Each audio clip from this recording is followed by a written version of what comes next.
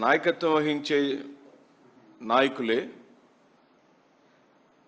Red book రాజ్యాంగాన్ని తీసుకొచ్చి బాబాసాహెబ్ అంబేద్కర్ రాజ్యాంగానికి పూర్తిగా తూట్లు పొడిచి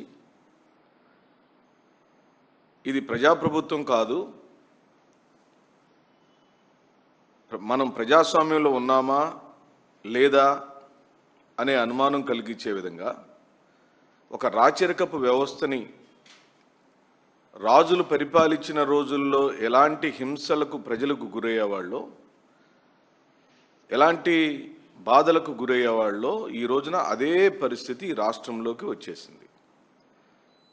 ఎందుకు వచ్చింది అంటే స్వయానా ముఖ్యమంత్రి గారే ఎమ్మెల్యేలను అదుపు చేయాల్సిన ముఖ్యమంత్రి గారే, ఆ ముఖ్యమంత్రి గారికి కొడుకు పాత్రలో ఉన్న ఒక మంత్రి గారు లోకేష్ గారు, ఉప ముఖ్యమంత్రి పాత్రలో ఉన్న పవన్ కళ్యాణ్ గారు, ముగ్గురు కూడా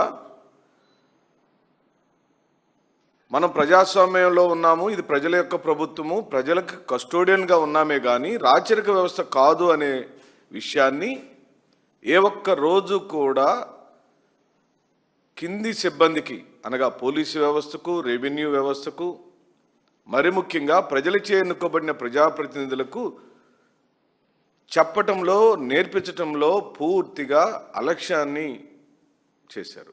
అదే కాదు, మీరు ఎలాగైనా వ్యవహరించండి, ఏ అదుపు లేదు, మహిళలతో అసభ్యంగా వ్యవహరించండి, మేమేమనం, టోల్ గేట్ల దగ్గర జనాలను కొట్టండి, మేమేమనం, ఆ టోల్ గేటు 150 రూపాయలు, 200, 300 ఉంటుందా, అక్కడ కూడా గొండాగిరి చేయండి, ఏం పర్లేదు, మన ప్రభుత్వమే ఉంది. దళిత మహిళలను, దళిత ఆడబిడ్డలను, మైనర్లను రేపులు చేయండి, పిల్లలు పుట్టించండి, అయినా మేమేమనం. లేదా ఒక డప్పు కళాకారుడైన మాదిగ సోదరుని చంప చెళ్ళుమనేటట్టు కొట్టండి, మేమేమనం. పరమత సహనం పాటించాల్సిన రాజ్యాంగంలోని మత స్వేచ్ఛకు భంగం కలిగే విధంగా స్వయాన డిప్యూటీ సీఎం, డిప్యూటీ స్పీకర్ పాత్రలో ఉన్న ఈ రాష్ట్ర డిప్యూటీ స్పీకర్ మత స్వేచ్ఛకు భంగం కలిగించే విధంగా పదే పదే దళితులను అవమానపరిచే విధంగా మాట్లాడండి, ఏం పర్లేదు, మన ప్రభుత్వమే ఉంది. రాయలసీమ ప్రాంతంలో అధికారులను బెంబేలు ఎత్తిచ్చే విధంగా రౌడీజం చేయండి, ఏం పర్లేదు, మన ప్రభుత్వమే ఉంది. నర్సరావుపేట ఎమ్మెల్యే అయితే స్వయంగా ఎస్పీ ఆఫీసులోకి వెళ్ళి బాత్రూంలో గడిపెట్టుకున్నాడు, అయినా ఏం పర్లేదు, మన ప్రభుత్వమే ఉంది. ఇలాంటి పోకడలను ఇప్పుడు నేను స్వయంగా ఎన్ని రకాలుగా బరితెగించారో, ఏ విధంగా రాష్ట్రాన్ని భ్రష్టు పట్టిస్తున్నారో, క్రైమ్ రేట్లో ఈ రాష్ట్రంలోని క్రైమ్ రేటు ఏ స్థాయిలో ఉందో నేను సవివరంగా ఈ రోజున మీకు వివరిస్తాను. ఇదిగో ఇక్కడ 1వ సంఘటన, టోల్ గేట్ల దగ్గర ఈ రాష్ట్రంలోని ఎమ్మెల్యేలు వాళ్ళ అనుచరులు ఏ విధమైన దాడి చేస్తున్నారంటే, గుండబోయినపల్లి టోల్ ప్లాజా వద్ద టీడీపీ ఎమ్మెల్యే సురేంద్రబాబు అనుచరులు ఆ స్థానిక టోల్ ప్లాజా మేనేజర్ని, మహిళా సిబ్బంది మీద దాడి చేశారు.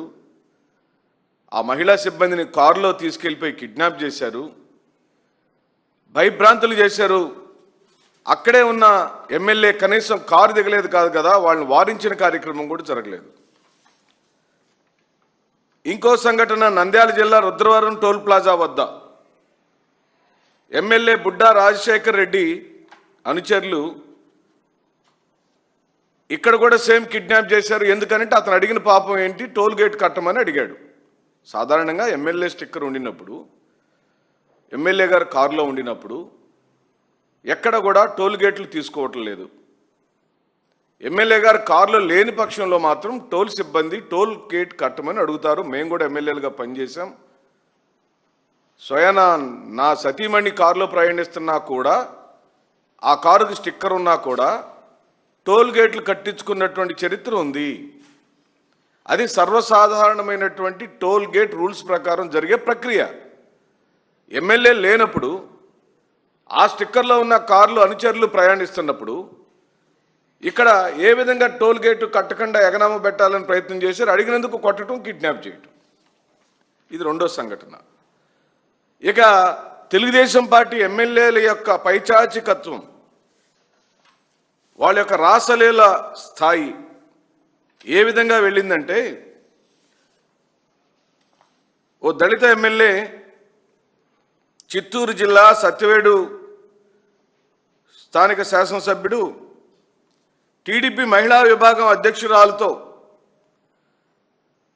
రాసలీలలు జరుపుతూ వీడియోలో దొరికితే కూడా అతని మీద ఏమాత్రం చర్య తీసుకోలేని దుస్థితి ఈ ప్రభుత్వానికి. చివరికి ఆ మహిళతోనే రాజీ పడినట్టుగా, ఆ రాజీ చేసుకోమని స్వయాన ముఖ్యమంత్రి గారే మాట్లాడినట్టుగా పత్రికలో చదివి ఆశ్చర్యపోయాం. ఇలాగ ఉంటుందా? ఒక శాసనసభ్యుడు అశ్లీలంగా వీడియోలో దొరికితే, ఆ వీడియోలన్నీ బయటకు వస్తే, ఆ మహిళ నన్ను ఈ విధంగా చేశాడని ఈ ప్రభుత్వానికి వెల్లడించుకుంటే ప్రభుత్వం చర్య తీసుకోకపోవటం సోద్యంగా భావిస్తున్నాం. ఇంతకన్నా బరితెగింపు ఏముంటుంది? అలాగనే మరో శాసనసభ్యుడు అరవ శ్రీధర్ తనని అక్రమంగా వాడుకున్నాడని,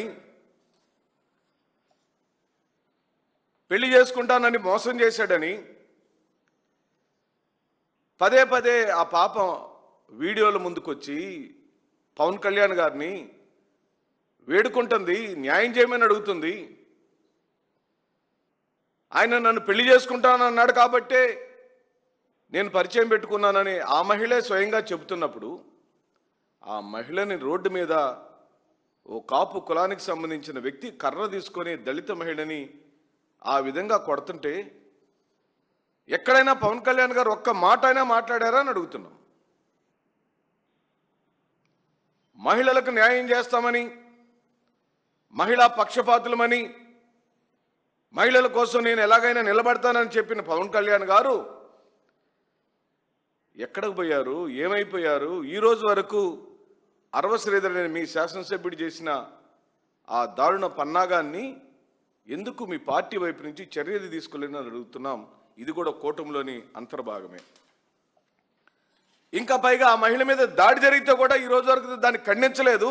దాడి చేసిన నాగేంద్రని పార్టీ నుంచి సస్పెండ్ చేయలేదు. అతని మీద ఏ క్రమశిక్షణా చర్యలు తీసుకోలేదు. కర్ర తీసుకొని జనసేన కార్యకర్త అమాయకులైన ఆడపడుచుని రోడ్డు మీద, నడి రోడ్డు మీద జనం చూస్తుంటే కొడితే కూడా చర్య తీసుకోలేదంటే దీన్ని మనం ఏ విధంగా చూడాలో మీరే, ఈ రాష్ట్ర ప్రజలే ఆలోచించమని చెప్పి అడుగుతున్నాం. ఇప్పుడేమో గుంటూరు ఈస్టుకు సంబంధించిన నజీర్ అహ్మద్ ఓ మహిళతో అసభ్యంగా మాట్లాడుతూ దొరికితే అతని మీద ఈ రోజు వరకు ఒక్క చర్య తీసుకోలేదు ఈ ప్రభుత్వం. పార్టీ పరంగా కూడా మందలించినట్టుగా కూడా రాలేదు. ఎందుకు ఈ ప్రభుత్వం మరి ముఖ్యంగా ఈ మారు కూటమి ప్రభుత్వం ఇంత దిగజారుడు రాజకీయాలు? విజయనగరం జిల్లాలో మంత్రి గారు కొడుక్కి నీపై మనసుంది, అనేక మంది నువ్వంటే ఇష్టపడుతున్నారని టీచర్గా పనిచేసిన ఒక వ్యక్తి భార్యతో, అక్కడ పిఏగా పనిచేస్తున్న వ్యక్తి మాట్లాడిన మాటలు విజయనగరం జిల్లాలో పత్రికల్లోకి వస్తే ఏమైంది రాజ్యం? ఈ ప్రభుత్వం ఏం చేస్తుంది? ప్రభుత్వం ఎందుకు ఇలాంటి శాసనసభ్యుల మీద, ఇలాంటి మంత్రుల మీద చర్యలు తీసుకోలేదా అని అడుగుతున్నాం. ఇక స్వయాన పాత చీఫ్ పైన కూన రవికుమార్ గారు శ్రీకాకుళం జిల్లాలో కేజీబీవీ ప్రిన్సిపాల్ మీద వీడియో కాల్ చేయటం, నిన్ను ఉద్యోగం నుంచి తీసేపిస్తానని బెదిరించటం, అసభ్యంగా మాట్లాడటం, ఈ విధంగా అన్యాయంగా చేస్తుంటే ఆ మహిళ వచ్చి చర్యలు తీసుకోమని కంప్లైంట్ ఇస్తే ఏ ఒక్కరు స్పందించకపోతే పురుగుల మందు తాగి చచ్చిపోతానని ఆ మహిళ చెప్పిన మాట వాస్తవమా కాదా? ఎక్కడికి పోయింది తెలుగుదేశం పార్టీ ప్రభుత్వం అని చెప్పి అడుగుతున్నాం. ఇంత మొద్దు నిద్ర. మహిళలు బహిరంగంగా వచ్చి మాకు అన్యాయం జరిగింది, మమ్మల్ని శారీరకంగా వాడుకున్నారు, మా మీద అత్యాచారాలు జరిగినాయి, పెళ్లి చేసుకుంటామని మోసం చేశారని మహిళలు వచ్చి చెబుతుంటే ఇదేదో ఆడియో కాల్ కాదు, ఏ పన్నాగం లేదు, ఎవరి యొక్క ఫ్యాబ్రికేషన్ లేదు, స్వయంగా ఆ కష్టాన్ని అనుభవించిన మహిళ నాకు అన్యాయం జరిగిందని చెప్పి పదే పదే మీడియా ముందుకు వచ్చి అడుగుతుంటే ఈ ముఖ్యమంత్రి గారు మహిళలకు ముఖ్యమంత్రి కాదా అని అడుగుతున్నాం. ఈ ముఖ్యమంత్రి గారికి రాష్ట్రంలోని ప్రజలందరూ తన అక్కా చెల్లెళ్ళుగా భావించట్లేదా అని అడుగుతున్నాం. ఎందుకు మీరు ఇంతమంది శాసనసభ్యులు రాసలీలలు చేస్తూ దొరికిపోతే, అసభ్యంగా దొరికిపోతే ఏమిటి మౌనం? ఎందుకు ఈ మౌనం? ఓహో, అంటే మీరే స్వయంగా నేరాలను ప్రోత్సహిస్తారు కాబట్టి, నేరాలను చేసే విధంగా ఒక వ్యవస్థని తయారు చేశారు కాబట్టి, ఈ మారు కక్ష తీర్చుకోవటం అనే ఎజెండా మీదనే ఉన్నారు కాబట్టి, పక్క పార్టీని హింస పెట్టడం అనే ఎజెండా మీదే ఉన్నారు కాబట్టి, ఈ రాష్ట్రంలో ఏ ఒక్క పార్టీలు బతకడానికి వీల్లేదనే కక్షతో ఉన్నారు కాబట్టి మీకు నచ్చిన విధంగా తోచిన విధంగా పరిపాలించుకుంటూ పోతున్నారు. రెడ్ బుక్ రాజ్యాంగాన్ని పూర్తిగా యథేచ్ఛగా అమలుపరుస్తున్నారు. కక్ష సాధింపు ఏజెండా ప్రజా పరిపాలన ఏ రోజో కాలికి ఎగిరిపోయింది.